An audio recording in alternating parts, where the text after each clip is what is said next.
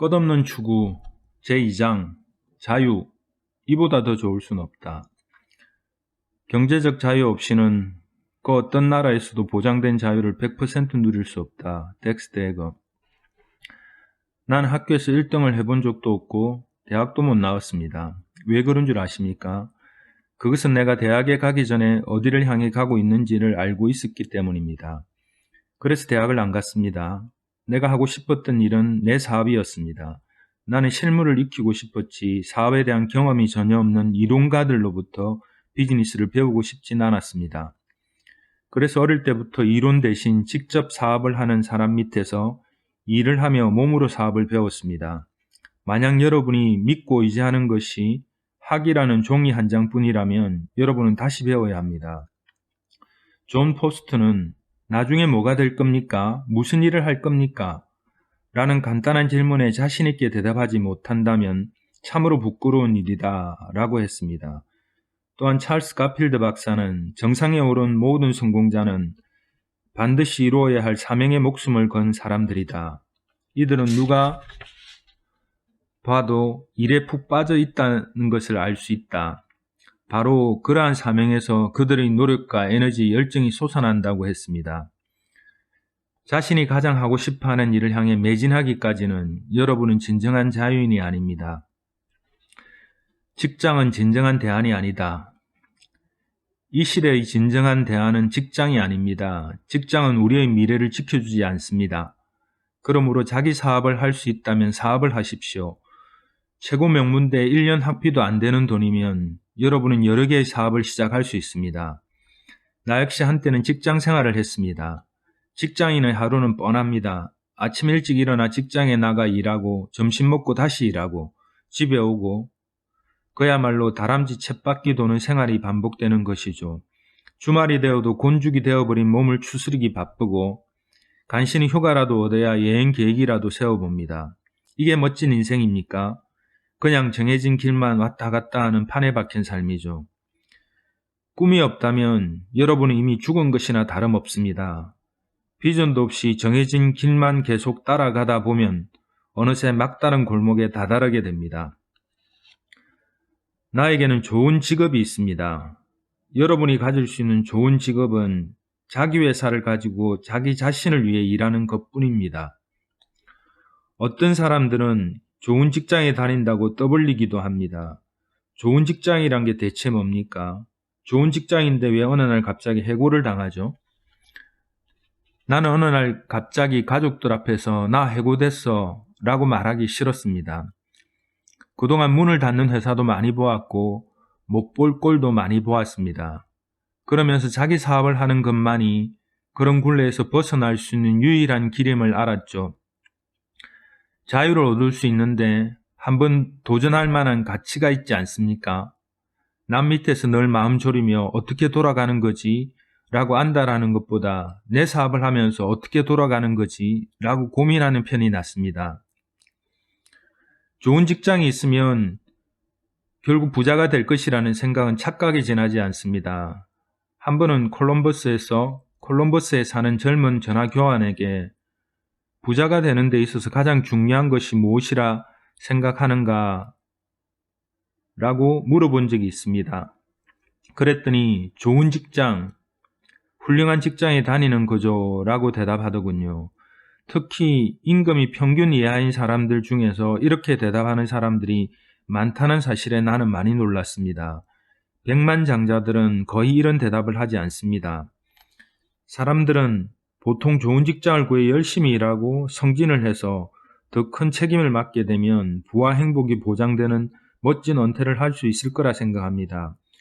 그러나 현실은 그렇지 않습니다. 대부분의 경우에 직장은 먹고 살 의식주나 해결해 줄 뿐, 부를 가져다 주는 경우는 드뭅니다. 더욱이 자유는 결코 주지 않습니다. 자유를 원한다면 큰 꿈을 꾸십시오. 자기 자신을 믿으십시오. 자유를 꿈꿔라. 내가 세운 첫 번째 목표는 아내가 밖에 나가 일하지 않아도 되도록 하겠다는 것이었습니다. 두 번째 목표는 절대 남 밑에서 일하거나 직장 생활을 하지 않겠다는 것이었습니다. 세 번째 목표는 친구들이 멋진 삶을 살 수 있도록 돕겠다는 것이었습니다. 40년 전 내가 사업에 뛰어들었을 때 아내와 나는 꿈을 하나 정했습니다.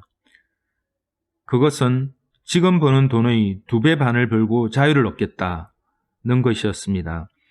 결코 큰 차나 호화로운 집, 수영장, 휴가 같은 것을 바란 것이 아닙니다. 자유를 꿈꾼 겁니다. 누군가에게 끌려다니는 삶이 아니라 내 인생의 주인이 되고 싶었기 때문입니다. 나는 누가 이래라 저래라 하는 것이 싫었습니다. 언제 얼마만큼 일할지 스스로 정할 수 있는 자유를 갖고 싶었습니다. 한 번밖에 살 수 없는 인생인데 남의 인생, 남의 성공, 남의 계획을 위해 살 수는 없지 않습니까? 남들이 어떻게 생각할까라는 생각은 접어두십시오. 남들이 여러분의 인생의 주인입니까? 남들이 생활비를 대줍니까? 남들이 여러분 대신 결정을 해줍니까? 만약 그렇다면 여러분은 여러분 삶의 주인이 아닙니다. 나는 내 삶의 주인이 되고 싶었습니다. 주변 사람들이 이렇게 저렇게 결정하고 또한 이런저런 입방아를 찢는 것에 휘둘릴 것이 아니라 내가 결정하고 싶었습니다.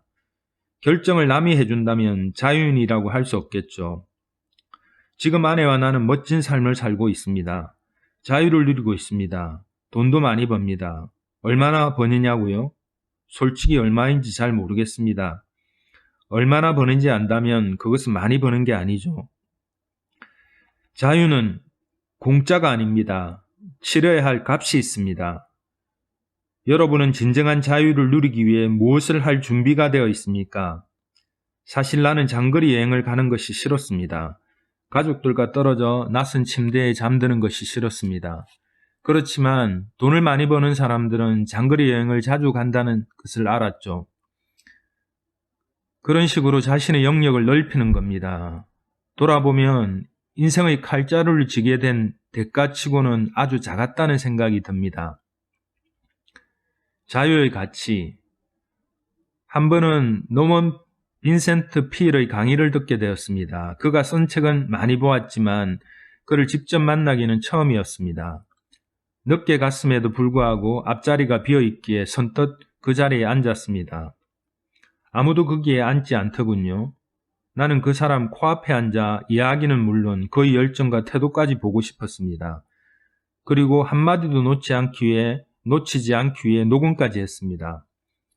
강연이 끝나자 옆에 앉았던 사람이 통성명을 한 후 무슨 일을 하느냐고 묻더군요. 마케팅 컨설턴트라고 했더니 주소를 가르쳐 달라고 하기에 알려주었습니다. 어느 날 기사가 딸린 리무진을 타고 우리 집으로 찾아온 그는 내가 녹음한 테이프를 사고 싶다고 했습니다.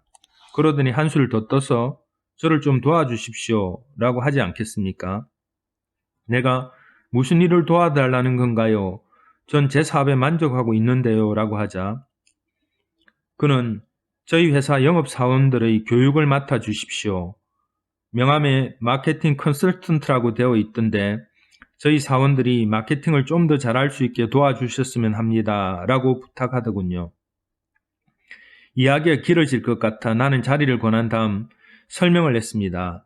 선생님, 저는 제 사업이 있고 그저 잠재 고객에게 마케팅 컨설턴트라고 제 소개를 하는 것뿐입니다. 학위 같은 것은 없습니다. 아, 거두절미하고 1년에 6만 달러로 계약을 하면 어떻겠습니까? 제 말을 이해하기 어려우신 모양인데 당신이야말로 이해가 안 되시나 본데 제가 당신을 쓰겠다는 겁니다. 피츠버그 철강 사장이 당신을 원하는 거라고요. 그러더니 그는 열을 내며 회사 얘기를 들려주었습니다. 저는 당신처럼 배짱 있는 사람이 필요합니다. 저는 제 사업이 있습니다. 일주일에 하루만 일하고 1년에 6만 달러면 어떻습니까? 안 되겠습니다. 9만 달러? 안 됩니다. 그러는 동안 나는 이런 생각을 했습니다. 와, 환상적인 조건이다. 하지만 나에겐 꿈이 있으니까 아무리 조건이 좋아도 거절해야 돼. 이 사람은 어떤 대가를 치르더라도 나를 데려가고 싶은 거야. 그는 나의 꿈과 헌신을 원했던 것입니다. 그러나 그 자리는 나에게 아니요, 직장은 필요 없습니다. 아무리 돈을 많이 줘도 직장 생활은 싫습니다. 라는 말을 할 수 있는 경험을 제공했을 뿐입니다. 그러한 경험을 통해 나는 자유가 얼마나 가치 있는지를 깨닫게 되었습니다. 자유는 세상 모든 사람에게 내려진 신의 선물이다. 조지 W. 부시.